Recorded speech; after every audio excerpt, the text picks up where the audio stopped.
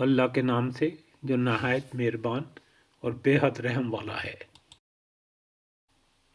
پھر اللہ نے ایک کوا بھیجا جو زمین کھودنے لگا تاکہ اسے بتائے کہ اپنے بھائی کی لاش کیسے چھپائے۔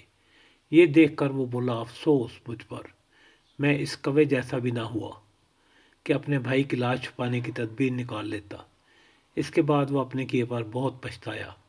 اس وجہ سے بنی اسرائیل پر ہم نے یہ فرمان لکھ دیا تھا کہ جس نے کسی انسان کو خون کے بدلے یا زمین میں فساد پھیلانے کے سوا کسی اور وجہ سے قتل کیا، اس نے گویا تمام انسانوں کو قتل کر دیا، اور جس نے کسی کی جان بچائی اس نے گویا تمام انسانوں کو زندگی بخش دی۔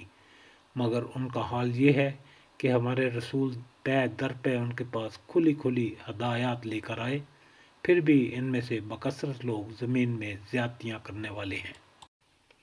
جو لوگ اللہ اور اس کے رسول سے لڑتے ہیں اور زمین میں اس لیے تگ و دو کرتے پھرتے ہیں کہ فساد برپا کریں، ان کی سزا یہ ہے کہ قتل کیے جائیں یا سولی پر چڑھائے جائیں، یا ان کے ہاتھ اور پاؤں مخالف سمتوں سے کاٹ ڈالے جائیں، یا وہ جلا وطن کر دیے جائیں۔